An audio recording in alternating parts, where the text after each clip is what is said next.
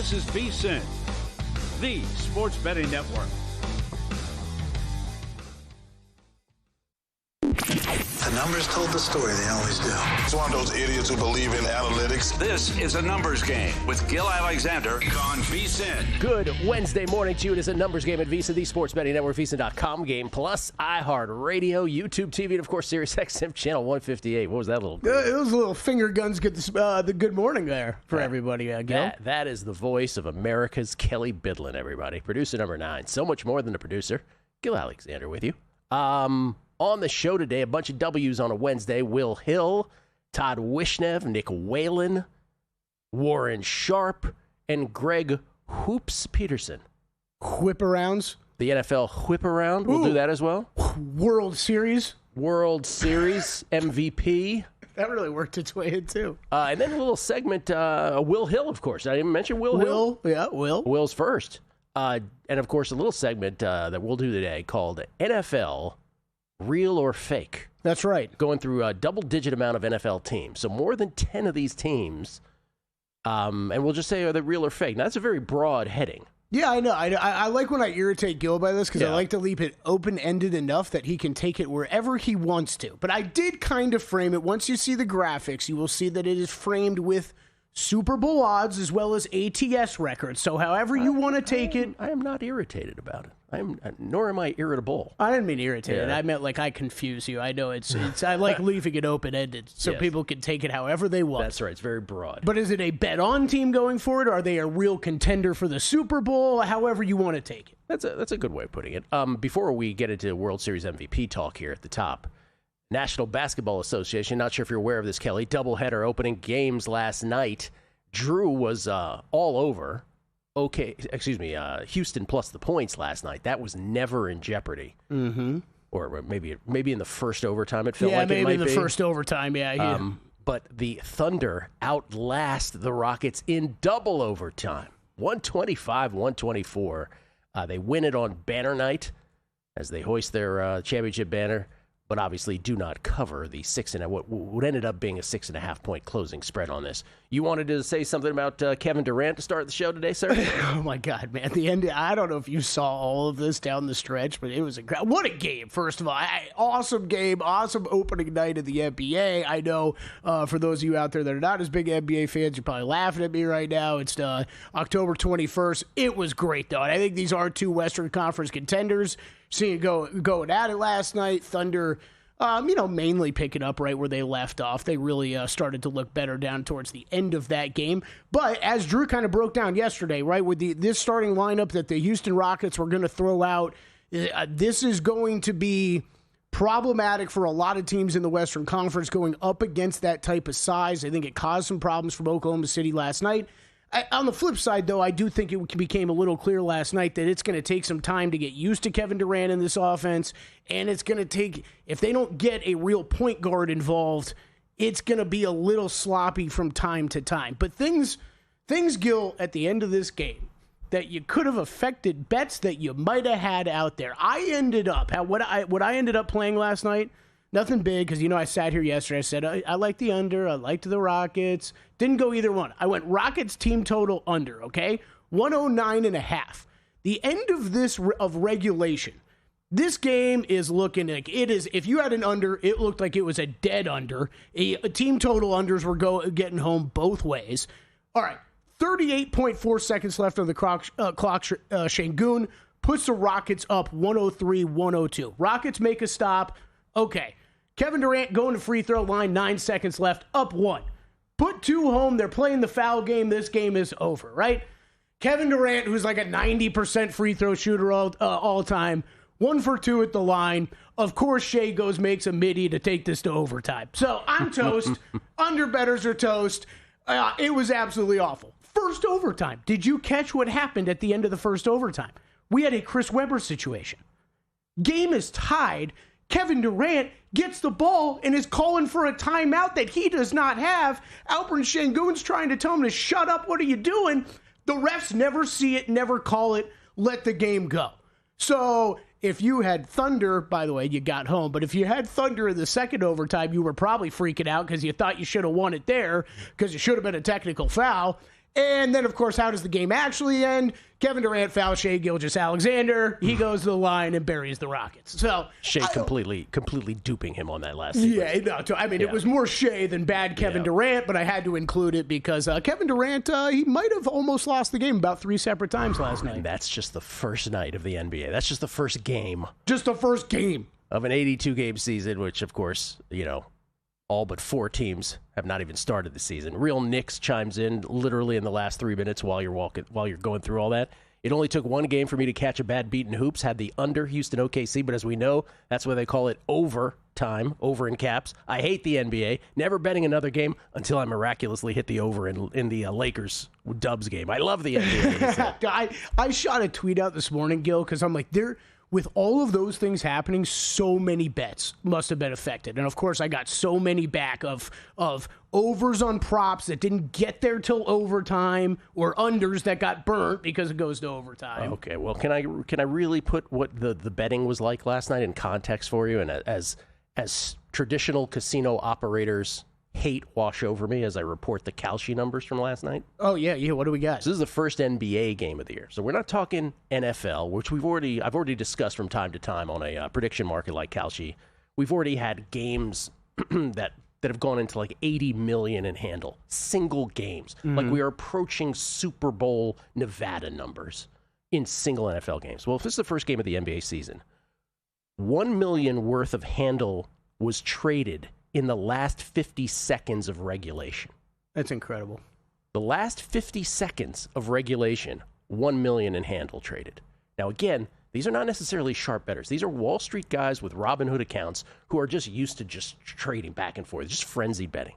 2.5 million in the last 2 minutes of game time. Final tally, total handle for the OKC Houston game last night. Any guesses? $22.9 million. That is insane. Did it do more or less than Warriors Lakers? Do you have that in front of you? Is that I do not. Okay. I would assume more because that was a late game. Half the country's probably sleeping. Good point. I was going to say more star power in the later game, but you're right. It also didn't go double overtime, right? Yeah. $22.9 million. So $10 million in handle from 2 minutes left in regulation to the end of the game, to the end of double overtime. $10 million just in the overtimes. That's insane.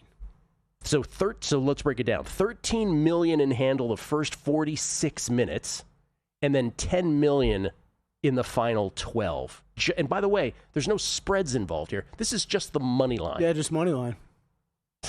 This is my God. Is this it for this? So is that 14 mil Golden State? LA? I can't even see from here, but yeah. Is that where the number usually is? So there you go. Yeah. I mean, just to let you give you an idea what standalone NBA games might do. Obviously, it's opening night, so people are excited. But good God, that's what's happening out there, party people.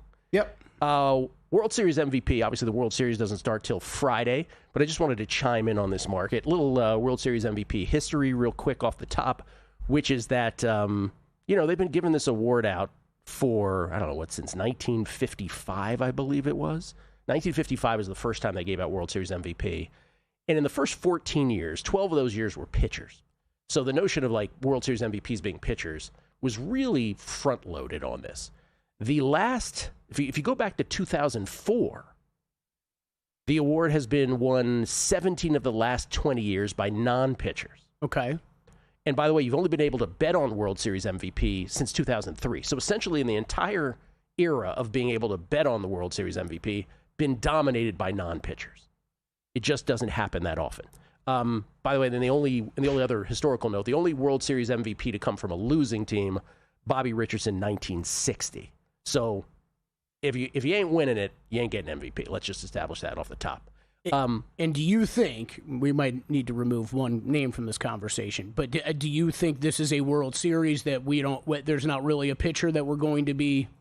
So here's that really has a chance. The thinking on pitchers winning MVP for either a CS or a World Series, right? For either a championship series or World Series is a pitcher has a really good performance early. Right. They have a second start scheduling, and all bettors jump in and say, well, if pitcher X now has a great second game and this team ends up winning the series, that pitcher should be live for MVP. And in theory, that is true. I get the thinking. and it's always at a long number at that point. But and you need the early finish. Well, again, what ends up happening is for that path to still, manifest into a World Series MVP, you have to have just a one of these weird situations where no hitter really stands out from the fray. And in the Dodgers specifically, you have so many candidates that are hitters that it is just so hard for a Blake Snell or Yoshinobu Yamamoto, pick your pitcher, to do it. Now, obviously, the exception is Shohei Ohtani. Now, Shohei Ohtani is correctly, let's just get this out of the way, he is correctly the short shot at plus 180. Why? Because we've never seen a baseball animal like this, right? He didn't pitch last year. This is a pitcher and a tremendous hitter, a great pitcher and a great hitter all in one. So obviously, he ought to be plus 180. But remember, the Blue Jays' superpower is that they don't strike out. 17.8% K rate, which I would argue has less of an impact on the actual series itself than it does on this market. Because what it could do is mute Ohtani's pitching performance enough so that someone else has a shot at MVP if the Dodgers go ahead and win this series, which I and so many others believe they will. And so, where does the value lie? Shohei plus 180? Yeah, he should be the short shot because of the dual awesomeness. But I look at a guy like Mookie Betts at 20-1, and I says to myself, well, look, Freddie Freeman won it last year. Shohei didn't pitch. Mookie is beloved he's universally beloved. He's a guy who in the very short 3 games against the Blue Jays earlier this year went 5 of 14 with a homer and 3 RBI. By the way, Shohei's hitting stats were even better in those 3 games. But I think if you're looking for value, Mookie Betts 20-1 is the name that I gravitate towards. Yeah, I like that. We'll come back. Will Hill's thoughts on that and all his bets next on A Numbers Game. If you're serious about football betting, VSiN's got your weekend game plan. Fridays at 7 p.m., it's the Circa Friday Football Invitational. Saturday morning, VSiN's college football tailgate show at 9 a.m., breaking down matchups, props, and big-time bets. Later that night, join the football contest show as the sharpest betting minds give you their picks for Sunday's game. And Sunday at 9 a.m., lock in with Mitch and Paulie on VSiN's Pro Football Tailgate Show. Your final stop before kickoff. Check out the full lineup at VSiN.com and join us on the Sports Betting Network. So, Paulie, have you had a chance to read the VSiN Daily yet? Yeah, came in at 3 a.m. What's Bill doing up that late? Well, rumor has it starts off with a 12-hour meditation session. Then he just pours himself over film and live TV, really focusing and taking it all in. Bill's in with the biggest insiders, talking trade secrets, strategies, the whole nine, absorbing the info. And then and only then can the writing process begin.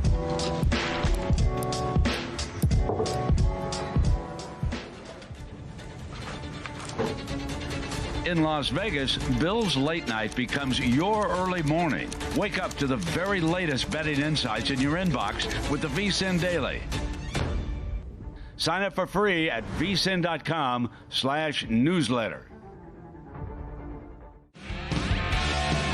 Coming up on the next edition of Follow the Money, the Meat Man's back. Steve Wiss off a 3-2 week to talk all soccer plays. Sal Powell to preview Week 8 of the NFL. Mike Palm with another edition of You Cannot Be Serious and World Series preview. And Matt Humans with his best bets in college and the NFL for the weekend. Follow the Money, 4 to 7 Eastern on VSiN. The Sports Betting Network, now Sirius XM Channel 158. Make sure you check out the website for all the betting tools and analysis and get the VSiN Watch app.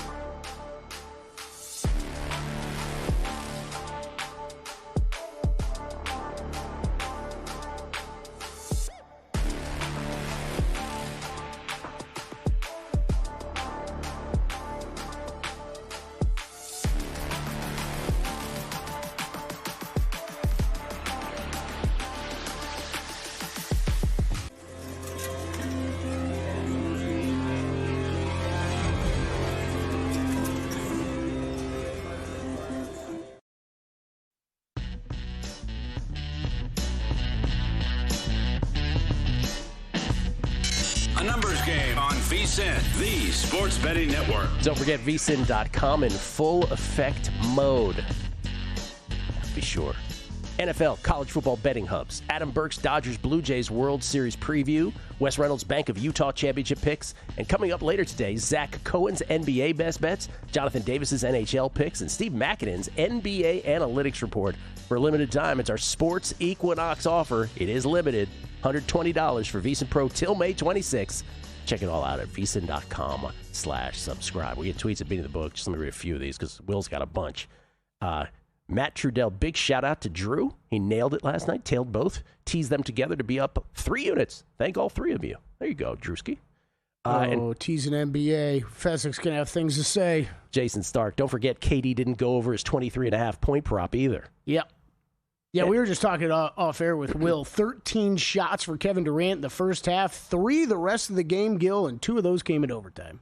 And then here comes the early season NBA hate, Kelly. Ready? Bring it on, Super Jerk. Where you at? No, he's not Super Jerk. Michael Lafon, programming suggestion. How about no discussion about the NBA until after the Super Bowl? Zero. He wants zero NBA talk. I lean your way. And PAW, who hangs on every word of this show but has nothing ever good to say. He says, Game 7 of the NBA Finals last night, apparently. Dude, it was awesome. I loved it. It was great. It's a great comment. Game 7 last night. I missed that. Ladies and gentlemen, he comes to us from his home in Connecticut, courtesy of the Progressive Guest Line. You can follow him on Twitter at @NotThe. That's 2 E's on the, not the Will Hill, distinguishing himself from the legalized sports book, apparently. And he's the host of the Shoulda Bet More podcast, also part of the Chris Felica Bear Bets podcast empire, and star of the Megapod, which will be recorded half hour after this show ends with special guest Aaron Schatz today. It's Will Hill, everybody. How you doing, Will? Gilly, what's going on? I am looking forward to the Todd Wishnev, Aaron Schatz dynamic. Yes. And it's funny. The difference between doing the Megapod on a Wednesday and a Thursday, it feels like a 3-day gap for some reason. Like Thursday feels late in the week. Wednesday feels early in the week. It's only one day. It's only 24 hours, but it's such a difference in just the feel of it. Wait till next week, because next week is the biggest anomaly of them all, and then we go back to the regular schedule.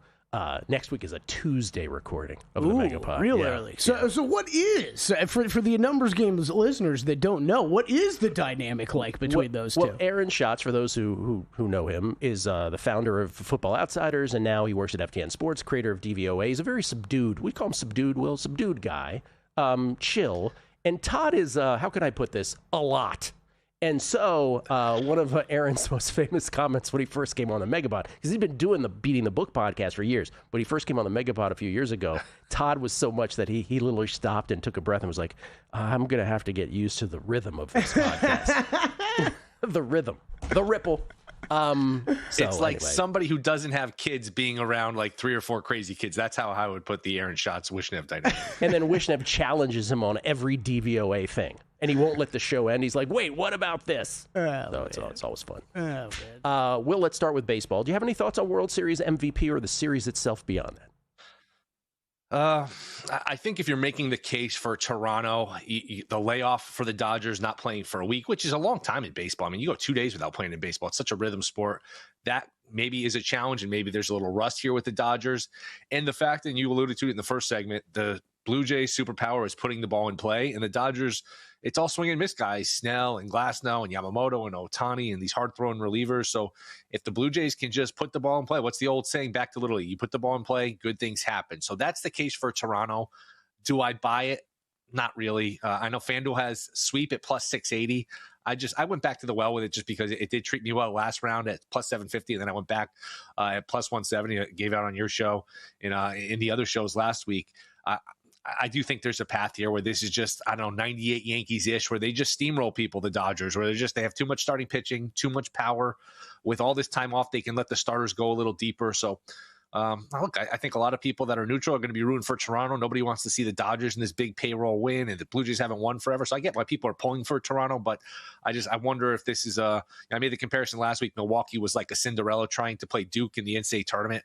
I wonder if we don't get a similar result here, a similar outcome. So I ultimately think like Dodgers in 5, but I did take Dodgers plus 680 to sweep. As far as MVP, if you like Dodgers in 5, you mentioned all the reasons why it's dangerous, but Snell at 18-1 could be that sweet spot where he pitches a gem in game 1 and he pitches a gem to close you out. Is 18-1 worth it. I don't think that's terrible. I can't bet Ohtani plus 180, even though he's the favorite. He's the rightful favorite. Plus 180 is just not enough bang for your buck. And if he has one mediocre start, I mean, he's gonna have to do a lot on offense to win it. I just don't think plus 180 is a good bang for your buck. There's no value there.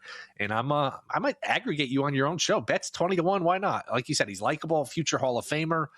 He hasn't had great postseasons in the past, but why not hitting at the top of that lineup? Why not? Freeman was 30-1 last year, and he won it. So it's what's so hard about the Dodgers and playing the Dodgers. It's anyone can pop up at any time. It's like whack-a-mole where, all right, we'll take care of these two guys. In last series against Milwaukee where they swept, they had a long part of that series where Freeman, Ohtani, and Betts didn't do a whole lot, and they were still down 2-0, 3-0, and then Ohtani explodes, in game number 4. So I just think it's going to be hard for the Blue Jays. I think the Dodgers do win a pretty short series here. You feel free to aggregate the Mookie because I aggregated your sweep last series. Thank you for that. That was awesome. And you and I independently now are both doing the sweep and the Dodgers in 5 bets as well. We both came on that by ourselves, not ever having talked about it. College football, Will. What are your favorite bets of the weekend?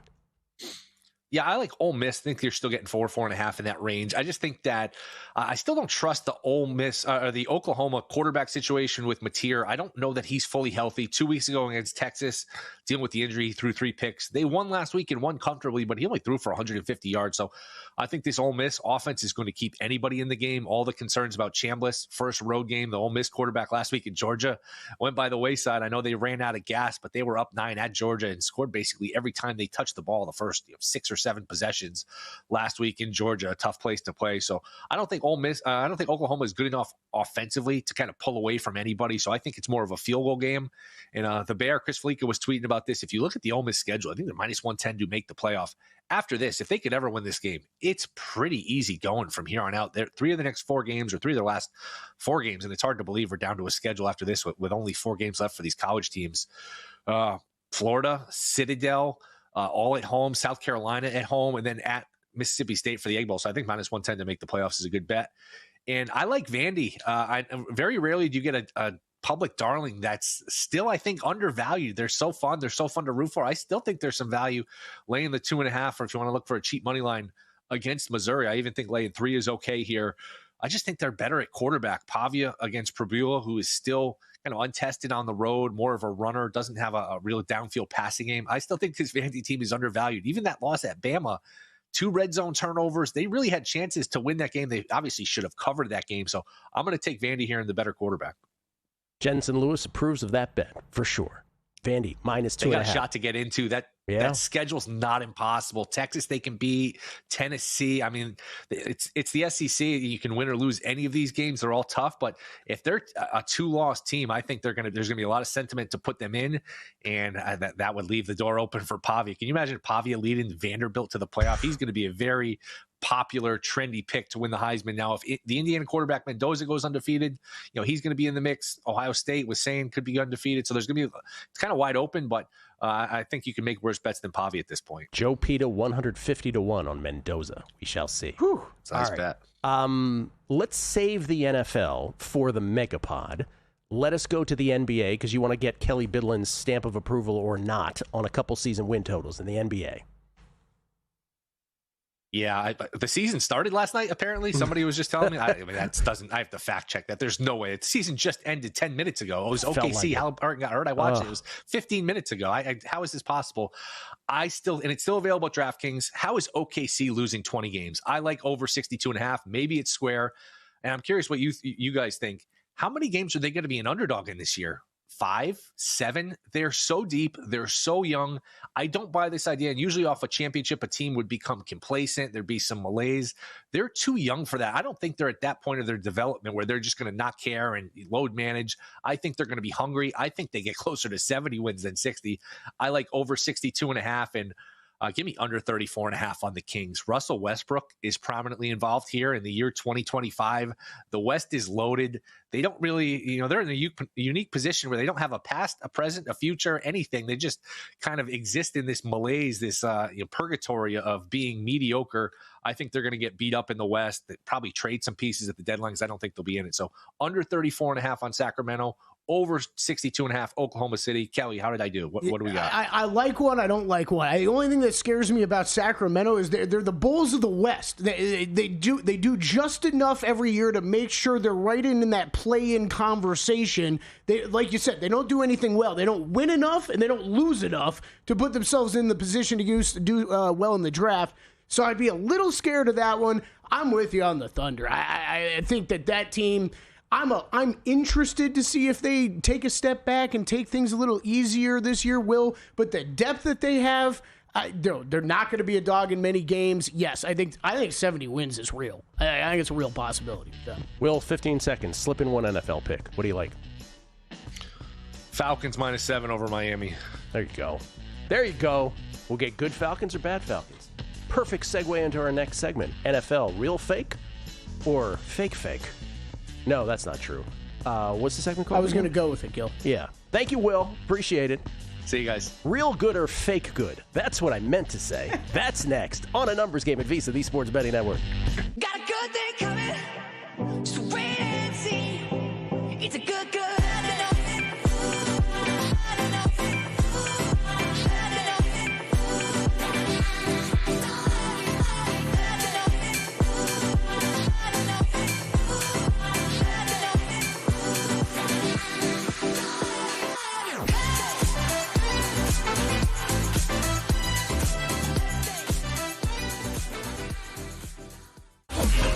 The NBA betting season is tipping off, and VSiN's got you covered with our brand new NBA betting guide.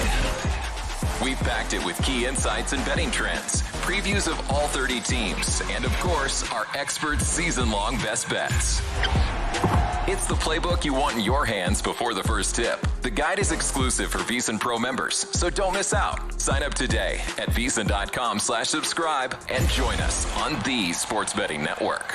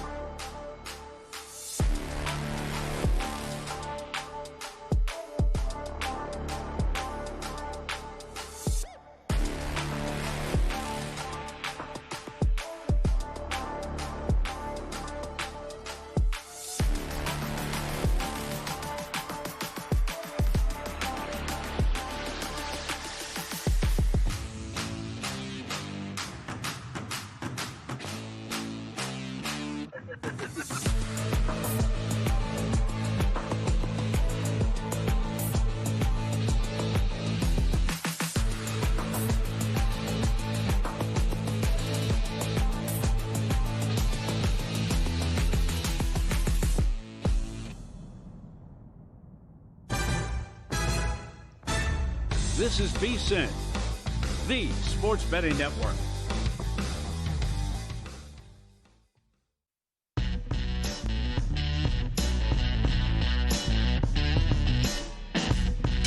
A numbers game on VSiN, the sports betting network. We got ourselves another Edge Boost Average Joe Weekly Contest winner. Congratulations to Anjan Shah. Hope I'm pronouncing that okay. Anjan Shah, the Average Joe Weekly winner. Each week you can enter the contest by making 7 picks, NFL or college, and the top scorer takes home $500. Win with an Edge Boost account that you already have, and that payout doubles to $1,000. Plus, every quarter, one winner scores airfare for 2. That's every quarter one winner scores airfare for 2 to Las Vegas, a 2-night stay at Circa Resort Casino, and an in-studio guest appearance on a VSiN show. Enter free anytime at VSiN.com/Joe. That's VSIN.com/JOE, as in Average Joe. We get tweets, speed of the book. Appreciate the feedback from everybody. This is from OPAW chimed in again. He says, LOL, always entertaining, gents. Keep up great show. Thank you, PAW. Jason Stark, Team Todd in the Todd versus Shots Megapod thing. Wait till I tell Todd who's ranked number 7 in DVOA this week. You know who's ranked? Who's ranked number 7 in DVOA overall in the National Football League? Well, with the tone, the Washington Commodores. I'm sure Todd will love that. Shrek McPhee. They were the one. You and I were texting this morning. They were. I usually try to point this out when we do our power rankings of where PFF and DVOA kind of disagree with us. Commanders were the team this week. Well, so the thinking as to why, or not the thinking, but the reason based on their formula as to why Washington ends up number 7 in DVOA, which again, I don't know if you know this, kind of like Washington. They're like the first love of my life. Whoa! But where's the breaking news sounder? But the reason is because their 3 wins were so spectacular to DVOA. Their 4 wins were awful. The most variant, they're the team with the most variance according to DVOA, but somehow they end up 7. And by the way, because the Cowboys crushed them this week, the Cowboys moved up like 8 spots. Yeah. Just outside of, I think they're in the top 10 too. Well, I think they are. I think they're I think they're an interesting team for you guys to talk with Aaron about because, right, kind of like Bengals last year, it's got to be hard to figure this, the overall total DVOA when you have an offense that's so good and so productive and a defense that is so bad.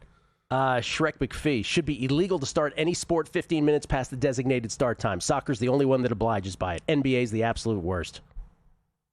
Remember when TNT used to start the NBA games like a shade early? You could make some like in-game bets on first. Yeah. Oh, was it a 2 or a 3 that scored first? Yeah, you're never going to get me to, Vegas regulars MVP bets. He's on Freeman 15-1 at Circa and Snell 20-1 at FanDuel. Tim Bowers, Gil, love the weekly Survivor talk on possible teams to use, but I still have Survivor PTSD from the Jets beating Cincy in 2021. The Jets also got me in the 2020 game versus the Rams. I'd say good luck to those Cincy picks, but I'll be selfishly cheering against them. He's misery about it, and he wants company. I understand, Tim. Justin D. It's going to be an interesting week. And Justin D. Any insight on how the LCS and World Series MVP voting takes place? Who votes and when? I had Springer MVP for ALCS. If the voters need to submit before the game ends, like the Super Bowl, that'd be good to know for the future. Well, it was interesting because in the in-game market for American League Championship Series MVP, after Springer's home run, he became the short shot. But we were going about it in the group text, and I immediately said, "Oh, Vlad's winning this." And Vlad was plus 160 at the time after Springer's home run. Springer was, I think, short plus money or a short favorite, but Vlad was plus 160. It's the body of work. And so to answer your question, the Willie Mays World Series Most Valuable Player Award is decided by a committee of media members and officials attending the final game. But, of course, it's awarded to the player deemed to have the most impact on the team's performance during the entire series. So it's what you would expect. It's not done early. It was after the Springer home run, for instance, in Game 7 of the ALCS. So, listen, something to keep in mind because we don't know exactly when. I think the biggest thing I take away from that, it's not just timing, but it's the how many, right? How many? And you just kind of helped nail that down because if it's just people in attendance, You're just talking about less people overall than what we have voting on. Well, obviously the Heisman, but an NFL awards at the end of the season, that type of stuff. It is less people there. And Ace Dick Cardano says Dave Ross just said stock up on the Cowboys and said many positive things. Definitely a personal attack on Gil. Hashtag stir the pot. All right, real good or fake good in the National Football League? Let's do this. Let's go. All right, Gil. Yes, sir. I'm going to toss these out to you, okay, buddy? I've got answers for all of them. Good. There are a lot of teams, and by a lot, it means Kelly didn't exactly count how many teams have 2 losses or less, but it is a lot. Double digits. We're going to start right at the top. Indianapolis Colts, best record in the league, 6-1 straight up, 5-2 against the spread. They are 11-1 to win the Super Bowl, Gil. This team real good, or are they fake good? I'm going to go with real good. They're number 3 in DVOA, for those who care. They crushed 3 bad teams, right? And then the win at the Chargers and the manner of the win validated them. They did lose to the Rams, probably should have lost to Denver. So I'm going to lean real good on the Colts. They've done what they're supposed to do, and that win against the Chargers puts them over the top for real. I'm with you. Great roster. I still have questions at quarterback, so I'm going to be that guy for a while. Okay. Until I get shut up. Next. All right, Packers. 4-1-1. They are 2-4 ATS. They are 8-1 to win the Super Bowl. Real or fake, Green Bay Packers? I'm going to say real. Number 6 in DVOA, by the way. They look great weeks 1 and 2 versus Detroit and Washington, but they definitely need another impressive win here at some point because they lost at Cleveland, they tied at Dallas, and their wins versus Cincinnati and at Arizona were kind of meh. Yep. So I'll lean real, but they got to prove it again. Stomp the Steelers this week for us, Packers. How about that? All right, New England Patriots, 5-2 straight up. 5-2 ATS. They are 30 to win the Super Bowl. Real or fake, Gil? They're number 20 in DVOA, so it's not just me. And by the way, Aaron Schatz is a Patriots fan. They lost at home to both the Raiders and Steelers. Okay, let's not forget that happened. And their wins are at Miami, home Carolina, at Buffalo, who I'm not high on, and at New Orleans and at Tennessee. Not exactly a murderer's row. I'm going to say fake. Okay, circling back real quick to Colts and Packers. Either one of them a real Super Bowl contender to you as of right now? No. Okay, interesting. All right, 49ers, 5-2 straight up, 4-3 ATS so far. They are 18-1 to win the Super Bowl. Real or fake with the San Francisco 49ers? They're number 18 in DVOA. I went real just because they're 5-2 and they're 5-2 banged up. Mac has been objectively great, Mac Jones. Now, look, they could have lost at Seattle. They could have lost at the Saints. They could have lost versus Arizona to win. Maybe they should have in some of those cases. But they banked all of them as wins. Mm-hmm. So I understand that those were teetering. But although they lost versus Jacksonville and at Tampa Bay, they could have beaten Jacksonville. They won that miraculous game at the Rams, and they beat the Falcons. I have to give them credit. I mean, they're so banged up, and they're 5-2. They're real to me. It's been really impressive. I'm with you. Easy schedule, but who cares? They're real right now. Okay, Denver Broncos, 5-2 straight up, 2-4-1 against the spread, 20-1 right now to win the Super Bowl. Is this team real or fake? I lean real. Number 14 in DVOA. Losses at Indianapolis and at the Chargers. Both could have won, by the way. Both they could have won. Indianapolis, they probably should have won. They beat Tennessee. They beat Cincinnati with Browning. Those are certainly not impressive. But they had the great comeback win at Philly. Lackluster Europe win versus the Jets. I mean, it's Europe. And then incredible comeback versus the Giants. That comeback stuff is giving them confidence. The defense is still a great unit, so I will go real. True Super Bowl contender, Denver Broncos? No. Okay. 20-1 getting out there. Real good, but not, as opposed to fake good, but not a Super Bowl contender. Philadelphia Eagles, 5-2 straight up. They are 4-3 against the spread, 11-1 right now to win the Super Bowl. All kinds of problems. They've been in the news. Is this team real good or are they fake good right now? Out of respect, they're real. Number 11 in DVOA. 1-score wins versus Dallas, at Kansas City versus the Rams, at Tampa Bay. But look, those are 3 good teams, the latter 3. Kansas City, Rams, Tampa Bay. They let Denver come back on them. They got crushed by the Giants on Thursday night. That crushing at the hands of the Giants is concerning. They did outlast Minnesota. They've got problems on offense, but they're the Eagles. They'll figure it out. They're real. I'm with you. And yes, a Super Bowl contender, even though I don't think they get That's there. where I was just going to go. Yes. I was like, Super Bowl contender, but I don't know if they're real right now to me, but I think they're going to be real eventually. Yeah. All right, Tampa Bay Buccaneers, 5-2 straight up, 4-3 against the spread, injuries all over the place. They are 25-1 to win the Super Bowl. Tampa Bay Bucks, real or fake? This is the toughest team you asked about? Yeah. I don't know if they're real or fake. You know what they are? They're rake or they're feel. I'm not sure. It's somewhere in the middle. They're number 16 in DVOA, so they're right down the middle in DVOA as well. They couldn't come back versus Philly, and they lost at Detroit. There's no shame in either of those. Nope. But dramatic wins at Atlanta, at Houston, versus the Jets at the buzzer, and at Seattle. And they beat San Francisco after Warner got hurt. So I don't know, the injuries, it's just such a murky team. They're the one that I'm the most confused about. That trio of games after the bye, man, that is going to decide the season, it feels like. All right, Detroit Lions, 5-2 straight up, 5-2 ATS. They are 6-1 to win the Super Bowl. Real or fake? And I think I know where you're going with this one, Gil. They're so real, and they're going to be in the Super Bowl, I believe. They're number 2 in DVOA. To me, they're the best team in the NFL. The wins haven't actually been a murderer's row, including versus a banged-up Buccaneers team, but throughout the opening loss at Green Bay, and no shame at Kansas City, this is still one of the best teams in the league. Who are we kidding? All right, we'll finish up after the break. Yep. Got to start with Kelly's most profitable team of 2025. That would be the Seahawks, I'm guessing.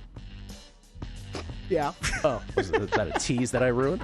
I'm sure people were hanging on the edge of their seats. Coming back, and Greg Peterson, too. The Breeders' Cup is here, and First Bet and VSiN are putting you in the winner's circle with an exclusive offer for horse racing and sports betting fans. Open a new First Bet account and unlock a $250 sign-up bonus with promo code VSiNBC. Then, place just $100 in wagers in your first 30 days, and you'll score a full year of VSiN Pro, a $240 value packed with expert picks, daily best bets, and exclusive insights to make you a sharper bettor. Plus, deposit and wager $200 on the Breeders' Cup, and you'll be entered for a chance to win the ultimate VIP experience at Circa Resort and Casino, including a 2-night stay, a $250 food and beverage credit, your own cabana at Stadium Swim, and a behind-the-scenes visit to the VSiN studio. Don't wait. This exclusive offer ends November 1st. Get in now at first.com/VSiN and use promo code VSiNBC. That's 1st.com/BSIN. Promo code BSINBC.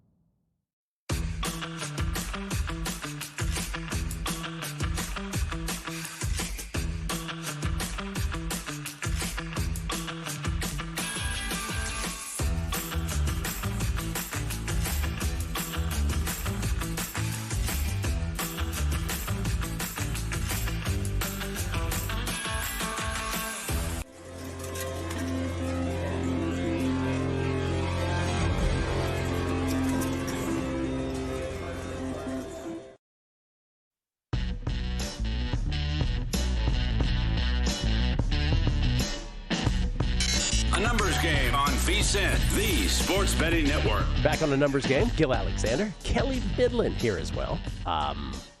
Live from Circa Resort Casino, downtown Las Vegas. Had to say the in between. I was like, where did I want to go then?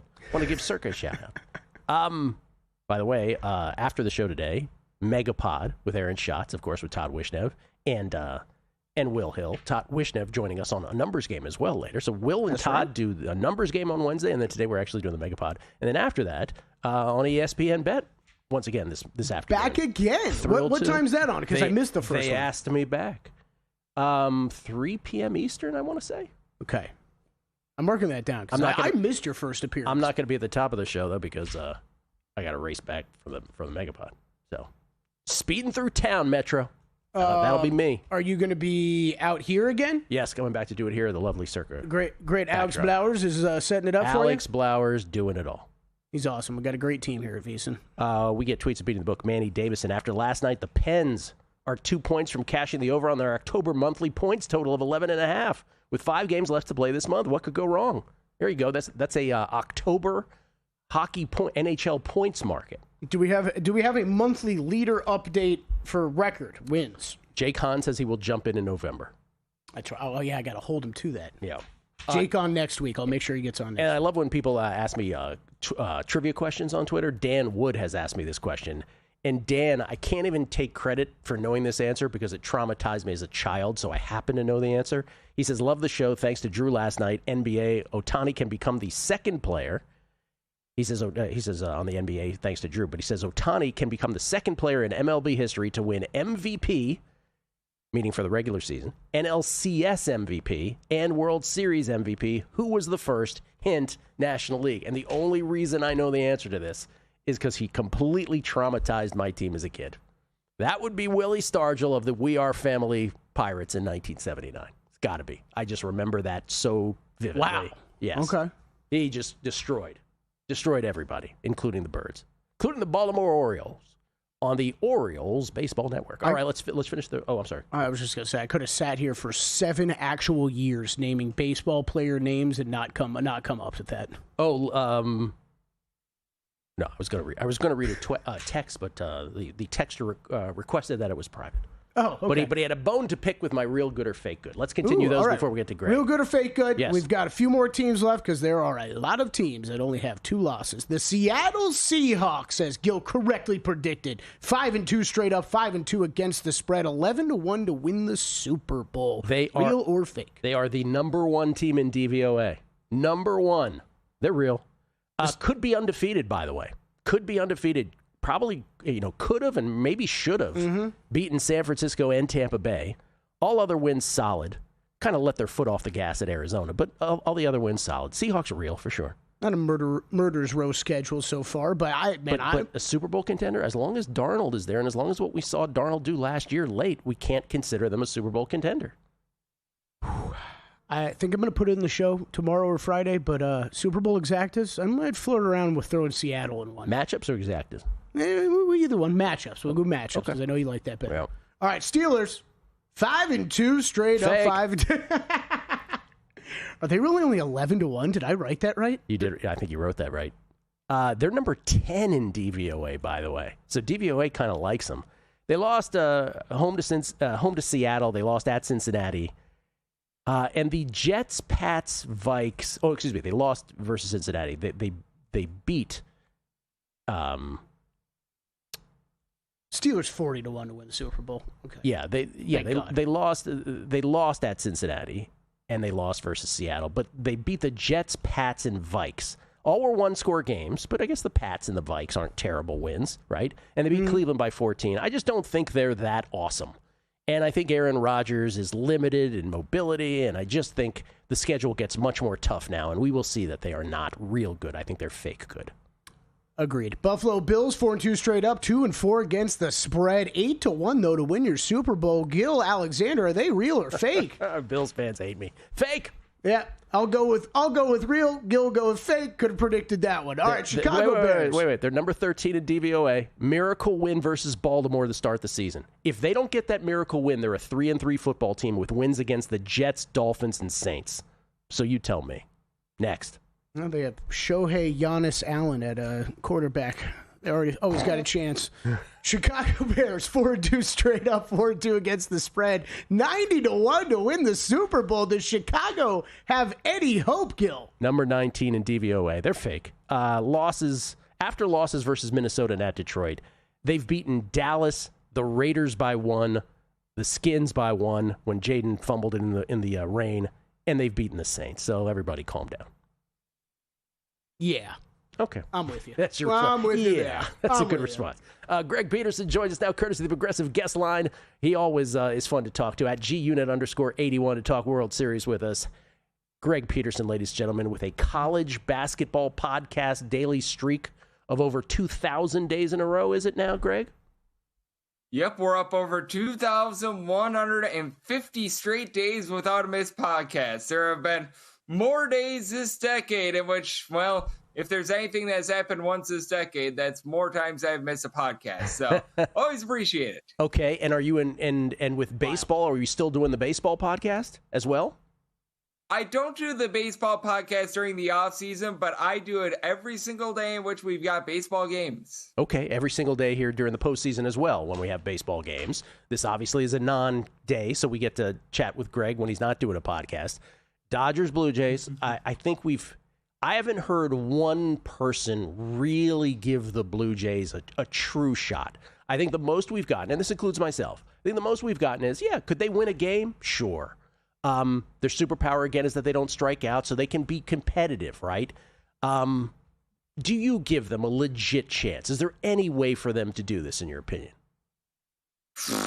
I wish I could make the case. I wish I could say, hey, plus 180. That's a relatively fair number. You can take a shot on that, but I legitimately cannot. Yeah. This is a Dodgers team that the only reason why they were 5-1 entering the postseason to be able to win the World Series is because they were banged up during the regular season. And as crazy as it is, this is the healthiest the Dodgers have been all season long because they were dealing with the injury to Blake Snell throughout much of the year. They were dealing with Roki Sasaki, Tyler Glasnow, so many of these guys being banged up. Their biggest weakness was their bullpen. Well, you put in their Sasaki, you put in their Emmett Sheehan, you put in their Clayton Kershaw. That's a really nice deodorant to the lone form of stink that you had. This Dodgers team has been incredible on offense, and they held all 4 of their games against the Brewers to the under because their pitching was that good. Yeah, I think that the Dodgers are going to get the job done here, and I wouldn't be surprised if they do it in 5 games. Yeah, plus 180, if you do a money line conversion chart of that implies a 36% win probability. I just don't believe it's 36%, right? I think it's less than that. And so, yeah, I just don't believe it's a good bet. And again, this is contrast with how I felt about the Washington Nationals when they won as dogs against the Astros, how you felt about the Marlins against the Yankees so many years ago. It's just the Dodgers are such a behemoth. We batted around World Series MVP earlier. Do you have any thoughts on that market? Shohei Ohtani is a very, very clear favorite, and it's hard to disagree. Mookie Betts is right around 20 to 25 to 1. He was injured towards the beginning part of the season, and he's been much better ever since the All-Star break. But when you've got a guy in Shohei Ohtani who, we recall what happened in the last series against the Brewers, closeout game, he goes 6 scoreless innings, and he hits 3 home runs. How can you deny a guy like that the World Series if he has one of those performances that are even close to that? Let's say he throws 5 innings, gives up 2 runs, and he hits a home run in the same game. Everyone's going to be talking about that for such a long time. If you want to really go contrarian and you think that the Blue Jays have a shot, George Springer hit that home run to be able to send this thing to the World Series in that game number 7. Maybe he's got a little bit of chance because everyone talks about Vlad Guerrero Jr., but Springer actually led the team in home runs during the regular season. But again, we both don't think that the Blue Jays have too much of a chance here. So Shohei Ohtani is a very, very chalky favorite, and it's hard for me to poke holes as to why. If I said to you, okay, give me the final tally on this series, Dodgers 4-2, Dodgers 4-1, Dodgers 4-0, what does your instinct tell you? I think that it's a gentleman's sweep, and as long as Kevin Gausman does go in game number 1 for the Blue Jays, like many of us anticipate, because he did throw in that game number 7 for an inning, so that caused a little bit of question mark, but I honestly think that that's the best chance for the Blue Jays to be able to get a win. I think that they're going to throw the kitchen sink. You're going to have all those faithful up north that are going to be out in full force, trying to be able to get the team a win. I think that the Blue Jays are going to be able to take one of those games in Toronto, but I think that in the end, the Dodgers are just way too much. They're stacked at every single position, so I'll go Dodgers in 5. All right, and Greg, the college basketball betting guide is coming out here in a matter of days. Your contributions were in which conferences? Pretty much every single one of the conferences that aren't the power conferences. And for the power conferences, I've got betting nuggets on every single one of those teams as well. So my fingerprints are along pretty much every single conference in there. So I've got you guys all covered. And the Coast to Coast Hoops podcast, part of the VSiN family of podcasts, a special preview podcast for all 31 conferences. Wow.